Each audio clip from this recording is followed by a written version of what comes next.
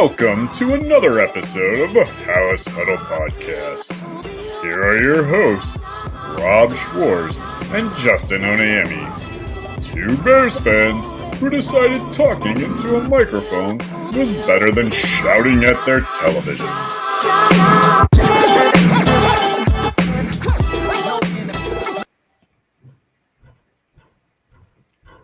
Welcome in, House Huddlers.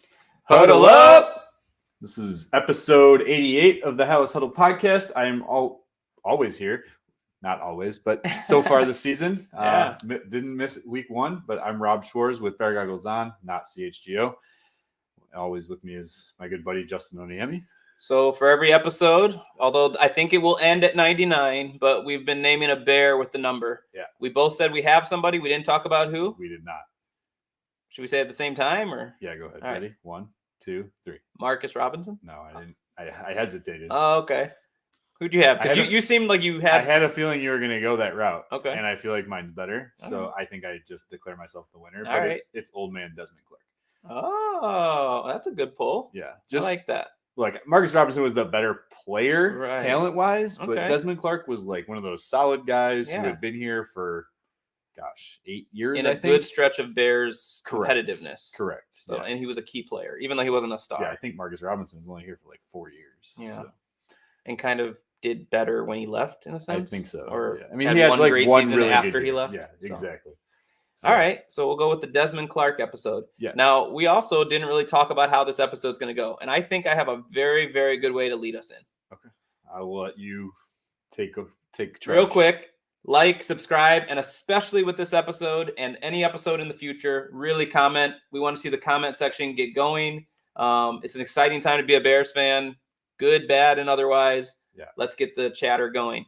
So here's the thing. You said you had no notes. No notes. Okay. And I got to decide, man. But anyway, I take notes, but sometimes it distracts me. But you said no notes, and I said that's perfect. Okay. Because the way I want to look at this is, if you look at the defensive unit of the Bears, there are no notes. There are some things, if you want to really go into the weeds, there are some things. But all you really need to know is that in the 2 second halves of the 2 games they've played, they personally, as a unit, have outscored the opponent 6-3. Nice. And in this game, it was against the Houston Texans, who were a playoff team last year, and I would say are on a course to be a playoff team this year. So from the defensive point of view, again, there were some things, but they are making big plays. They are keeping teams off the scoreboard. They look like a top unit that any team would be happy to have and would think we might be a playoff contender with this defense. I mean, they gave them the ball back with just under 2 minutes left and a chance to win the game. Exactly. And with the offense, any note you want, you could dissect that and do a doctoral thesis on it. There are so many things we could talk about notes. And so for this episode, I really think we could just toss each other a topic, that something you're feeling as a Bears fan, talk through it, good, bad, otherwise, because to me, there are so many notes. We could talk about this from the Shane Waldron perspective. Yep. We could talk about this from what the heck's going on in the O-line. Yep. Which leads you to want to talk a little bit about Ryan Poles. Mm-hmm. What's up with DeAndre Swift? If Swift's not getting it done, what's up with Herbert? Great. I haven't mentioned Caleb Williams yet. Roschon Johnson was dressed because we saw his helmet get punched in the face. But I haven't mentioned Caleb Williams. You could do a whole lot on Caleb Williams. Yeah. Receivers. Let's talk Keenan Allen. Let's talk DJ Moore. There's so many things. Anything could be a note, and you could write a whole doctoral thesis on it at this point. But in my opinion, you're 1-1 with a very, very solid defense. You've shown some things that I'm going to say could be built. Okay, an elite defense. When the schedule first came out, Rob, all the way back, as excited as we were as Bear fans, the day it was released, we both had this as a loss. Sunday night against Houston, who's an up-and-coming team in their stadium. Yeah. And you held it to a one-score game. Now, granted, Tank Dell catches the ball over the middle, and maybe it's not a one-score game. But that all happened. Yeah. And from an offensive point of view, can I start the first topic and hear your thing, and then we just toss it back? In about 15 minutes, we do a break, and then I'll say there is one note that I wanted to make about the defense. offense. Okay, go for that. Tyrique Stevenson did not have a very good game. He did not. But that also speaks to the fact that they cannot throw to Jalen Johnson. 100%. So they're targeting what they perceive to be a weakness. Yeah. Tyreek's the type of player, he'll sometimes make you pay for that. Exactly. Happened in week 1. And again, there are times the defense has let up, but they've been put in some bad situations. Yes, 100%. And they've overcome even bad situations. Yes. And Eberflus, people who know a lot more about football than both of us, say he's calling great games and making great adjustments. Yep. So that side of the ball feels really, really good. Yeah. Now, I hope I remember the one I wanted to toss your way. Oh, no. I guess I could let you start, but I had one. Okay. If I'm going to start, it's going to not even be something related to the Bears. Oh, I really shouldn't have let you start then. I mean, in a sense, it's related to the Bears, but I just want to pat myself on the back right now, as I sent it in our text message this morning. I'm not saying Shane Waldron is the problem yet, but seeing what Clint Kubiak, the guy I was pounding the table for as the offensive coordinator, put up 40-plus points back-to-back weeks. We thought it was a fluke week 1 against Carolina, but then they did the same thing against Dallas. He is killing it with the New Orleans Saints. All right, let's make it Bear-centric. The key to all of these conversations is it's truly too early to make any rash judgments. You can have opinions. There's one rash judgment. No, but you can have things that you're targeting, and then that becomes a story that you follow in the weeks to come. And I think Shane Waldron as a collective, the thing that we talked about, even when they hired him, and he was the guy, well, one of the guys that was one of our top candidates, because I think you had him maybe two. Yes. But can he coordinate all of what it takes to install an offense, including with a rookie quarterback, with an O-line that's been kind of patched together, I would say? Yeah. And can he coordinate this? So there are so many things to talk about. I mean, I'll throw one and hear your stance on this. That's Waldron related, in my opinion. Sure. In game 1, the strength of the Tennessee Titans was the interior defense. Yeah. Everyone knows this. Yes. And it played out in the game. It played out in week 2 also. But in week 2, their strength really is the edges. No, I'm saying Tennessee's game. I see. Their exactly. Interior do but now against the Texans, their strength on the line is definitely on the edge. Oh, 100%. And we kept running outside and getting nowhere. It was like the opposite of what happened in week 1. So question, how much goes on Waldron? How much goes on the O-line? How much goes on Swift? When we talk O-line, how much goes on each single one of them? Yeah. And there were a lot of false start penalties. I know this. Now I'm throwing 2 topics at you. Some of that I think is Caleb. He's in the huddle for much too long. The whole operation can be called into question. But is that Caleb or is that Shane Waldron? I think they even mentioned it in the broadcast that it seemed like Waldron was taking too long to get the plays in.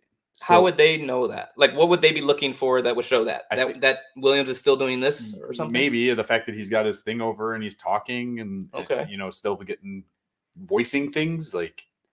So I think the answer to so many of our questions is going to be opening up 10 more questions. And that's why I really think the chat is going to be huge.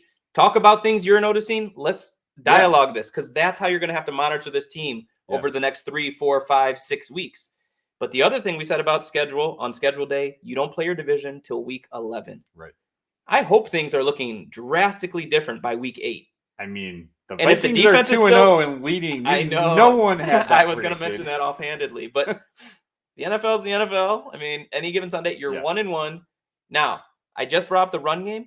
Their opponent next week, the Colts, they gave up 231 yards on the ground in week 1. They gave up 261 yards on the ground in week 2. They're going to give if up you 130 can't run, yards but in week 3. Okay, but if you can't run against them now, maybe that's more of a thing we're going to have to keep tracking and really start answering. I mean, in that regard, they gave up a ton of passing. Houston gave up a ton of passing yards in week 1, and we still couldn't take advantage of that either. They did something off script, though. 36 of 37 passing attempts, Caleb Williams was pressured. Like, that's insane. I think the way you phrased it matters, and you said pressured, which is correct. And some people misperceive that as blitzed, but they did blitz a heck of a lot as well. Yes. But they showed at one point his splits, blitz versus no blitz. Yeah. No blitz, he was like 18 for 20. Like, he was efficient, getting the ball out, delivering it accurately. So now the story is, hey, blitz this guy. Yeah. Can the Bears adjust? Again, Shane Waldron, can you adjust? But he sends Kmet in motion to leave him on Will Anderson. Yeah. He whiffs on the block. Can you really expect him to block a Pro Bowl caliber end? Why not also move the pocket the opposite hope way? that he doesn't whiff, but no, I don't expect him to like hold a ball. But shouldn't the rollout have gone the other way instead of a sitting duck for when Kmet whiffed on that? Yes. But Kmet should do better. 100%. There's a lot of plays that you can look at, which goes to your whole perspective of this whole conversation. On almost every single play, there's one or two guys not doing their job. And is it wrong for us to expect in an era where reps in preseason aren't too high? I'd say the Bears actually probably had more than some teams' starters. Yeah. But do they just need more exposure? Because the Texans blitzed uncharacteristically more than they do once they saw that the Bears had no answer. Yeah. I can't imagine you go into week 3 and not have some answers.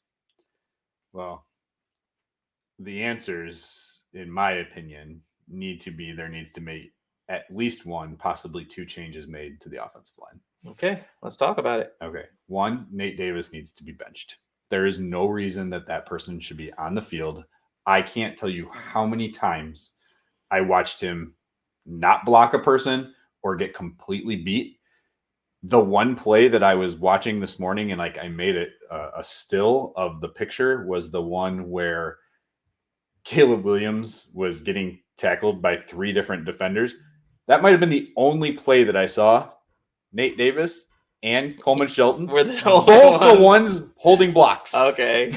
So the one time they blocked, no one else did. Correct. So we did not talk about this. I think I know who might step in his position or who you might want to see get some reps. If it was me, I would bench Nate Davis. I honestly think I would put Tevin Jenkins back to right guard. With Darnell Wright. But just be honest, he was better when he was a right guard. And I'm not saying he's been bad as a left guard, but he was better as a right guard than he has been as a left guard. No. And the guy who I would put in for him is just Matt Pryor. He's a guy, he's like a 7-8 year veteran. And he has previous history playing the left guard position. So maybe it's too much to make that switch. Maybe you just bench Nate Davis and you put Matt Pryor in at right guard and you keep Tevin at left. That's for them to decide. But I'm just saying Nate Davis for sure has to go. So I definitely thought Pryor was the guy you were going to say.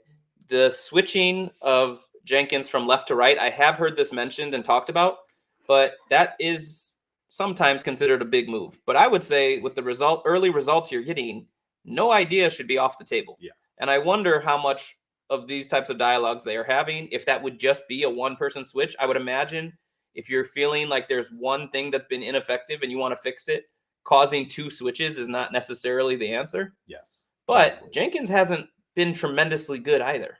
No, and there is a play going around in the national media where they are calling out Nate Davis. And if you actually watch that play, Tevin Jenkins also doesn't put a hat on anyone. But I saw a different camera, and it was another one that I called out on Twitter this morning. But some of the people got early access, or maybe I should check. Maybe I do have all 22 footage. I didn't as of this morning, where you saw the different angle. And I actually think that DeAndre Swift was the problem on this play, because if you look at the body language of where the offensive line was turned, it looked like the run should have been to the outside and he cut it in. Granted, I still think both Jenkins and Davis should be on someone instead of just standing there.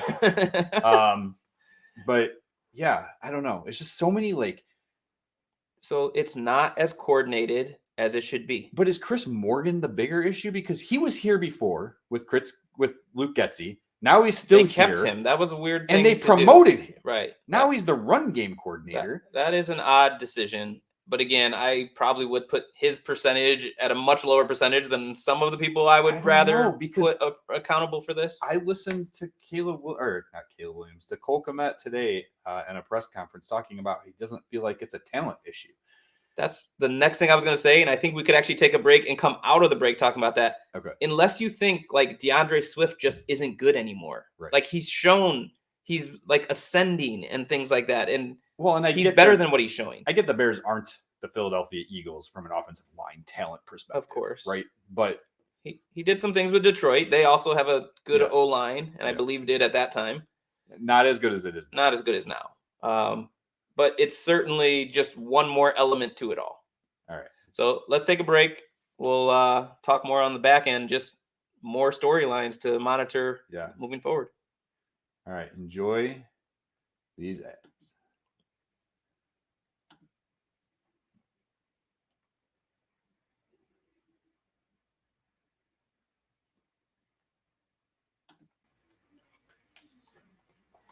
And we are back. Hallis Huddle, episode 88. Desmond Clark shout out. Old man Clark.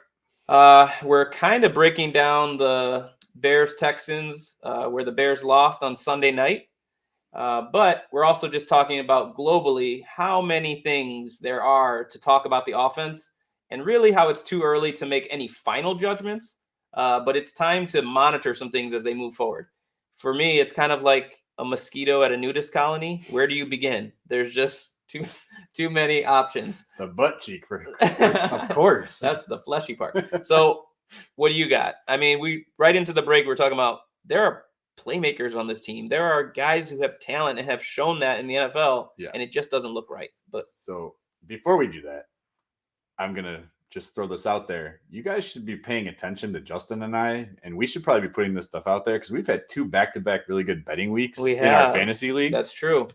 We had the Chargers covering, we had Washington covering, we had Pittsburgh covering. And we just missed on Seattle, although with BetStamp, you can find different numbers. That's and right. I saw some numbers that would have been a push. So it was a very close call on the Seattle game as well. Yeah, so definitely check out BetStamp. You can go to our sign-up page at signupexpert.com/huddle, and you'll find all of the sports books and DFS sites in your region, and they will have some of the best sign-up offers that you can use too. So check that out.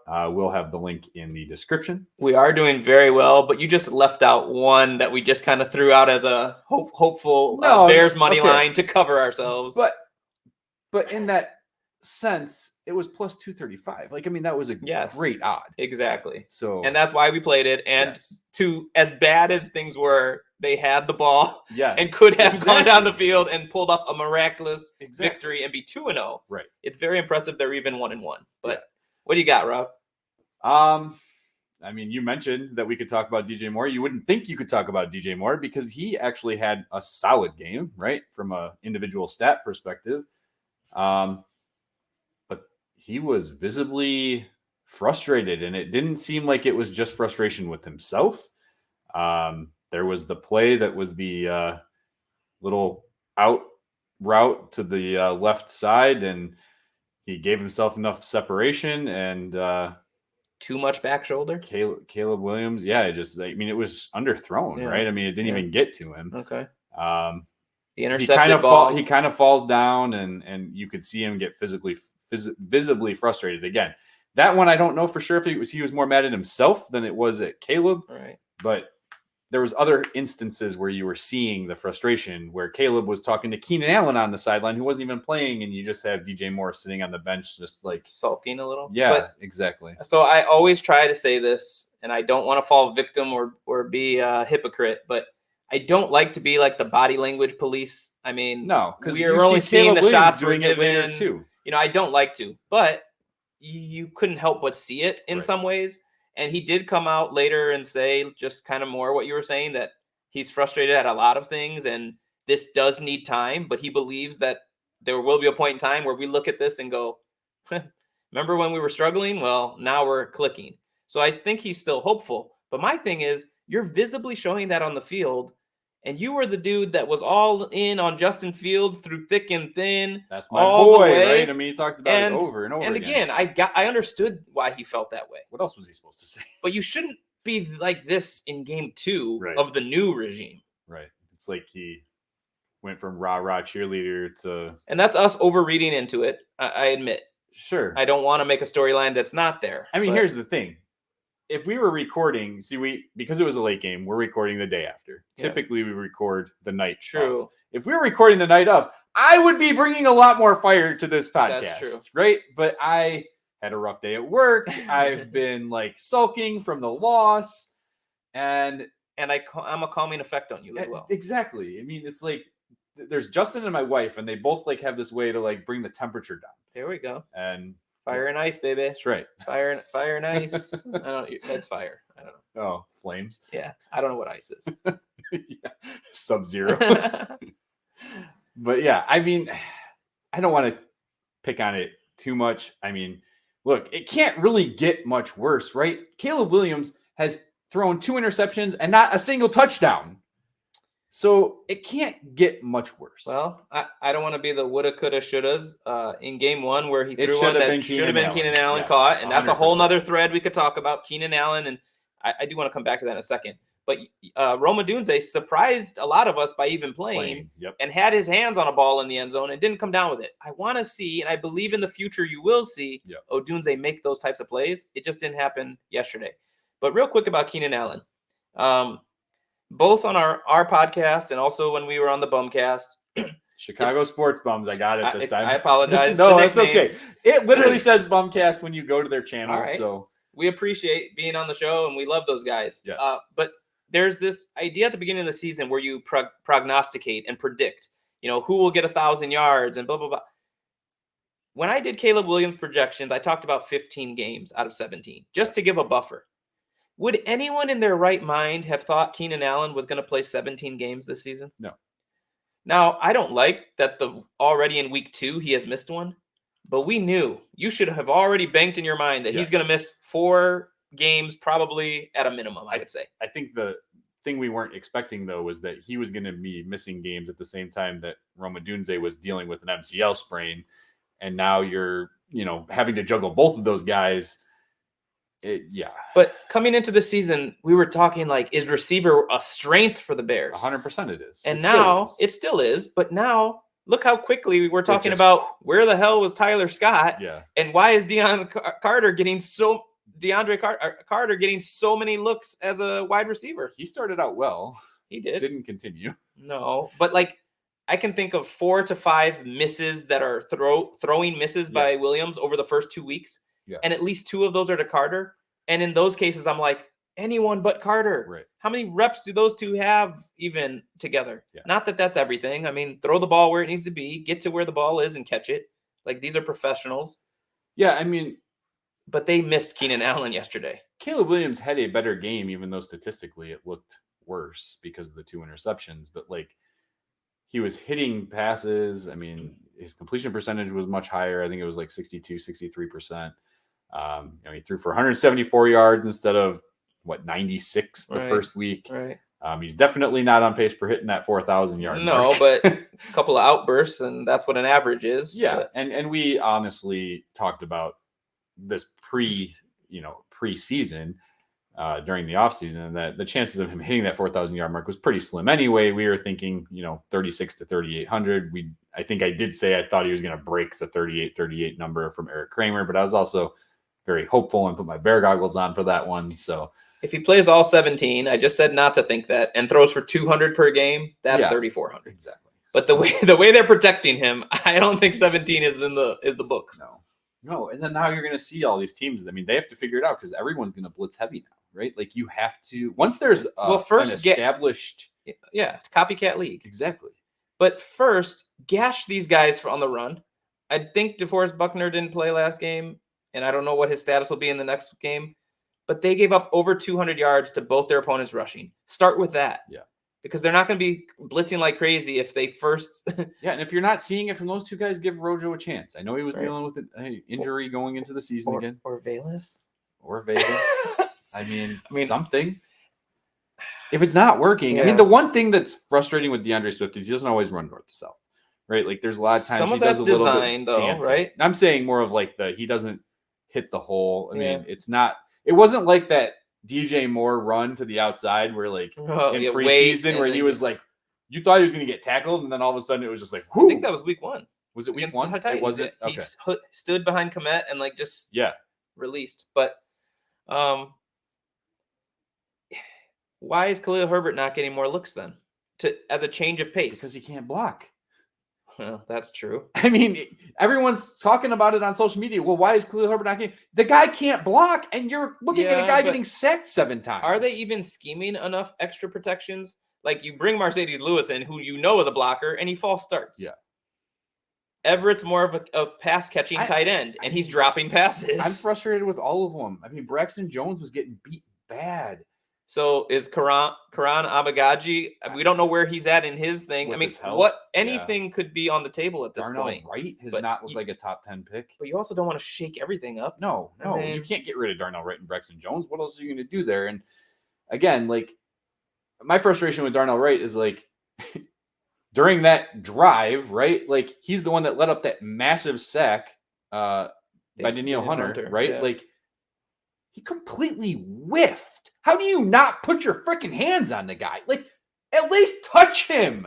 I could have at least touched him, right? Like, I would have ran full speed at him, and I would have at least touched him and then fallen down and looked like a fool. But I would have at least touched. He didn't even touch him. It's rough, man. See, the heat's coming out. Yeah, here it is. Here it is. Oh. It is rough. But they're 1-1. They're 1-1. They weren't supposed to win this game anyway. They weren't supposed to win this game. And they have time before they play their division. Yes. And they're playing against the Colts, who are 0-2, which actually makes me feel a little bit worse. I wish they were 1-1 because I feel like now it's a must-win game for them. You got the Rams, who I think are 0-2, right? Because they lost to Detroit week 1 and got crushed by the Cardinals. And they got crushed by the Cardinals. You got New England, who's Carolina, 1-1. I think. Carolina that is a must 0-2. win. Now yes. that pick is looking well. Oh, did you hear about Bryce Young? Right, I was gonna say Bryce Young's no longer the quarterback. Oh my gosh. My son and I were talking about this and said that could be the that trade though now right is Caleb Williams, Tyrique Stevenson, well, Darnell Wright, whoever you get with the number 1 pick of the 2nd round this year. I mean, and DJ Moore again though, for the best backup quarterback in the league. Well, maybe. Again though. We'd still take our boy Bajent. That's right. Over their number 1 pick. But again, like, I want to see something from those players. I know DJ Moore is obviously legit, but like, I haven't seen enough from Darnell, right? I haven't seen enough from Caleb Williams. Like, so Rob is on record. He's going to trade all those guys back to Carolina for Bryce Young. That's right. That's it. You guys get Caleb, you get Tyrique, you get DJ Moore back, Darnell Wright. No, and the we should have kept Justin Fields crowd. Please just stop. You're welcome in the comments too. But yes, go ahead. I don't know about that. Come on. I like to read them and respond, but that's probably a bridge too far for me. I'll respond. But he's getting all the snaps right now in Pittsburgh, so that's another asset that the Bears give have. Us that 4th rounder, a 4th instead of a 6th. 100%. I'll take that. And whatever you get for compensatory for Keenan Allen signing somewhere else. Yeah. I'm calling it now, but he's not. I mean, he's probably not coming back. That's why you extend DJ Moore over him. But right. What do you think, Rob? There's so much more we could say, but we could cut it here and kind of let the comment section be what we talk about throughout the weeks to come. Yeah, and it's not a for sure thing yet, but I think it's almost a for sure thing that I will be back Wednesday night it'll either be Wednesdays or Thursdays to kind of have a pregame show going forward. And Bob Weiss is graciously said that he will try to be the co-host for that weekly podcast. So love it. We could even bring up some of the things that you guys comment about on the Wednesday show. And that's like the moral of the story here is anything you're talking about now, there's more to come on that storyline as we move forward through this season. Yeah. Yeah. So tell us what you felt was the biggest keys that we missed on with our no notes episode.